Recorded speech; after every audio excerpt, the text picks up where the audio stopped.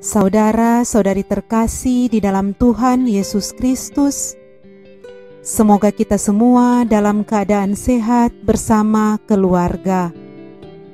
Saat ini marilah kita mendengarkan bacaan kitab suci dan renungan harian Minggu 13 September tahun 2020. Bacaan pertama. Bacaan dari kitab Putra Sirak. Dendam kesumat dan amarah sangatlah mengerikan, dan orang berdosalah yang dikuasainya. Barang siapa membalas dendam akan dibalas oleh Tuhan. Tuhan dengan seksama memperhitungkan segala dosanya.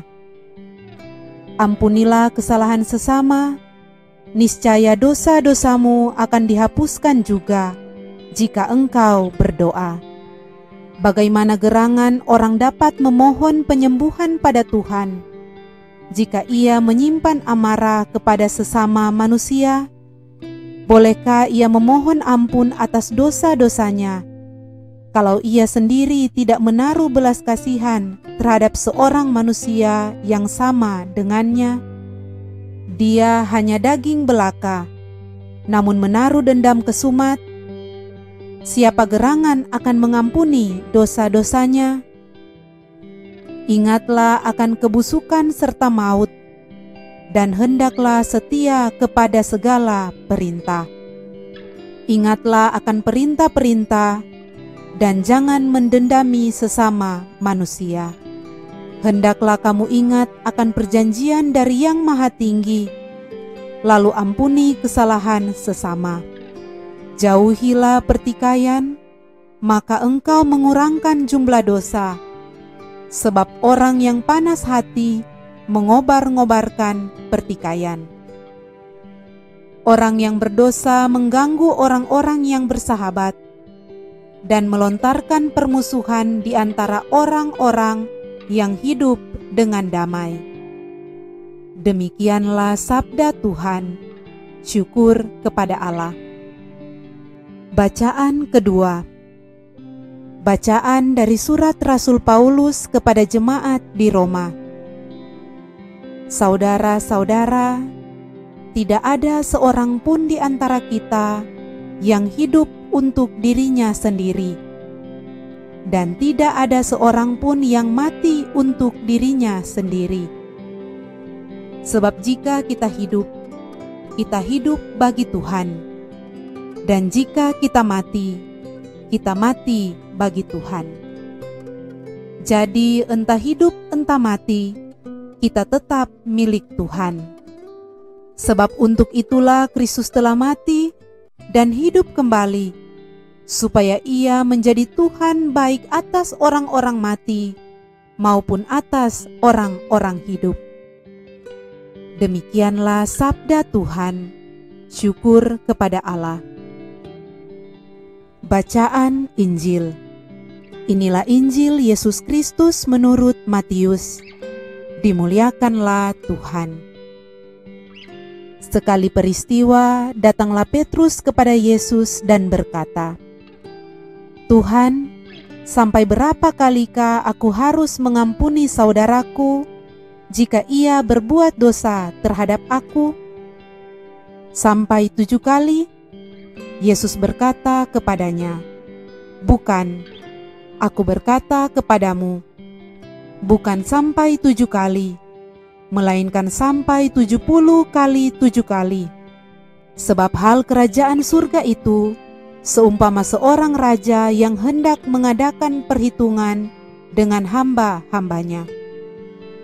Ketika ia mulai mengadakan perhitungan itu, dihadapkanlah kepadanya seorang yang berhutang 10.000 talenta.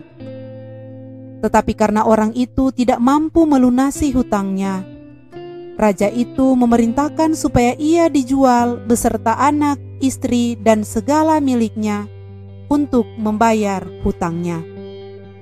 Maka sujudlah hamba itu menyembah dia, katanya, 'Sabarlah dahulu, segala hutangku akan kulunaskan.' Lalu tergeraklah hati raja oleh belas kasihan akan hamba itu. sehingga ia membebaskannya dan menghapuskan hutangnya.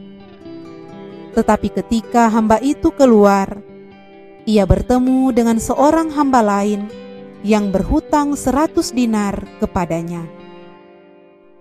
Ia menangkap dan mencekik kawannya itu, katanya, "Bayar hutangmu."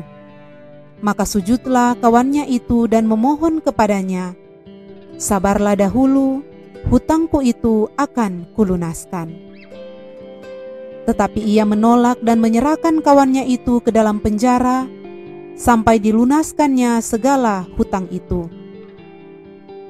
Melihat itu, kawan-kawannya yang lain sangat sedih, lalu menyampaikan segala yang terjadi kepada tuan mereka. Maka raja itu menyuruh memanggil hamba pertama tadi dan berkata kepadanya, "Hai hamba yang jahat, seluruh hutangmu telah kuhapuskan karena engkau memohonnya kepadaku. Bukankah engkau pun harus mengasihani kawanmu seperti aku telah mengasihani engkau?" Maka marahlah tuannya itu dan menyerahkan dia kepada algojo-algojo sampai ia melunaskan seluruh hutangnya. Demikianlah Bapakku yang di surga akan berbuat terhadap kamu, apabila kamu masing-masing tidak mengampuni saudaramu dengan segenap hatimu. Demikianlah Injil Tuhan. Terpujilah Kristus. Saudara-saudari terkasih, renungan kita di saat ini diberi judul Mengampuni Memerdekakan Jiwa. Setidaknya ada 3 hal yang harus selalu diajarkan sejak usia dini. Yang pertama, terima kasih. Yang kedua, tolong. Dan yang ketiga, maaf. Berterima kasih ketika kita menerima bantuan dari orang lain, dan mengucapkan kata tolong ketika kita memerlukan bantuan orang lain, dan meminta maaf ketika kita melakukan kesalahan. Ketiga hal ini harus selalu diajarkan sejak usia dini, agar ketika dewasa kita terbiasa mengucapkan terima kasih ketika menerima bantuan, meminta tolong atau mengucapkan kata tolong ketika memerlukan bantuan, dan meminta maaf ketika kita melakukan kesalahan. Namun seringkali setelah kita dewasa, kita tidak mudah menjalankan ketiga hal tersebut, apalagi kata maaf. Kata maaf adalah kata yang paling sulit untuk dikatakan dan paling sulit untuk dilakukan, yaitu memaafkan. Memang tidak mudah minta maaf, apalagi memaafkan orang yang telah menyakiti kita. Seorang penyair Inggris, Alexander Pope, pernah menulis kalimat berikut, "To err is human, to forgive divine." Artinya, melakukan kesalahan adalah hal manusiawi, mengampuni adalah hal ilahi. Semua orang melakukan dosa dan pernah berbuat salah, dan Allah mengampuninya. Tindakan mengampuni adalah suatu cara menyerupai Allah atau tindakan ilahi yang kita manusia dapat lakukan. Setiap kali kita mengampuni mereka yang menyakiti kita, kita sementara membiarkan hidup ilahi mengalahkan kejahatan. Saudara-saudari terkasih, dalam Injil hari ini, Tuhan Yesus mengajarkan lagi kepada kita tentang hal mengampuni. Kepada Petrus, Tuhan Yesus berkata, "Aku berkata kepadamu, bukan sampai 7 kali kamu harus mengampuni saudaramu, melainkan sampai 70 kali 7 kali. Saudara-saudari terkasih, mengampuni sebanyak 70 kali 7 kali bukan dilihat kepada kuantitasnya, Akan tetapi, perlu dilihat pada kualitas dari mengampuni itu sendiri. 70 kali 7 kali menunjukkan hal yang tidak terbatas dan harus selalu dilakukan, yang artinya kita perlu mengampuni orang lain tanpa batas. Memang sangat sulit untuk kita lakukan. Namun ingatlah, kita harus mengampuni orang lain, sebab kita terlebih dahulu diampuni. Orang dalam Injil hari ini dikisahkan bahwa ia dibebaskan dari hutangnya setelah ia memohon kepada raja. Namun, ketika ia keluar dan dibebaskan oleh raja, ia lupa bahwa ia pertama-tama telah menerima belas kasih dan pengampunan dari tuannya. Maka oleh karena itu, ia pun harus memberikan belas kasihan dan pengampunan kepada orang lain. Karena ia terlebih dahulu telah menerima pengampunan dan belas kasih. Saudara-saudari terkasih, Tuhan Yesus tidak hanya mengajarkan untuk mengampuni, tetapi ia telah melaksanakannya dalam pengajaran dan teladan hidupnya. Dapat kita lihat pada saat terakhir Tuhan Yesus menyerahkan nyawanya di kayu salib. Ia berkata, "Ya Bapa, ampunilah mereka, sebab mereka tidak tahu apa yang mereka perbuat." Tuhan Yesus telah menunjukkan teladan mengampuni tanpa batas. Tuhan menunjukkan bahwa Ia adalah pengasih dan penyayang, panjang sabar, dan berlimpah kasih setia.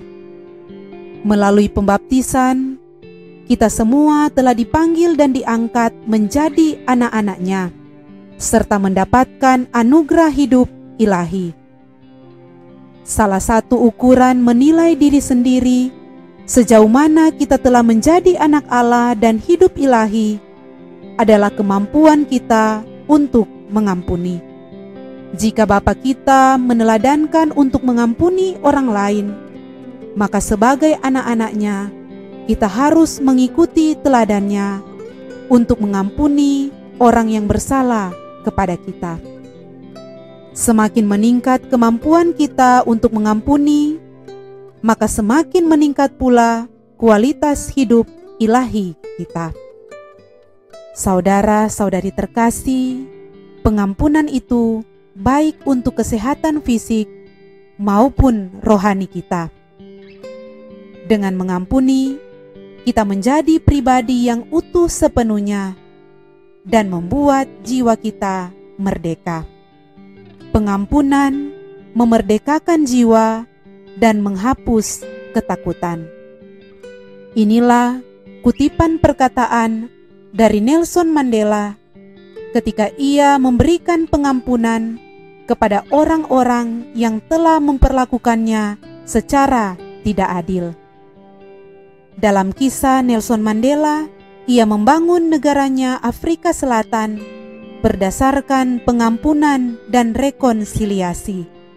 Selalu ada pelajaran yang dapat kita petik ketika kita mampu mengampuni orang lain. Saudara-saudari terkasih, dalam bacaan pertama kita hari ini dikatakan, "Ampunilah kesalahan sesama, niscaya dosa-dosamu akan dihapuskan juga jika engkau berdoa."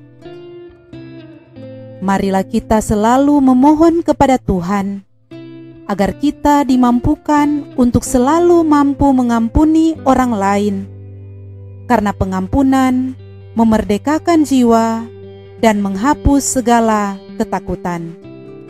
Ampunilah seorang akan yang lain, seperti Tuhan telah lebih dahulu mengampuni dosa-dosa kita. Marilah berdoa. Ya Allah, kami mohon, semoga dengan pertolongan dan teladan-Mu, kami selalu dibimbing dan dimampukan untuk mengampuni orang lain, agar kami terbebas dari amarah dan dendam, sehingga menghantar kami kepada hidup yang kekal. Dengan pengantaraan Kristus Tuhan kami berdoa. Amin.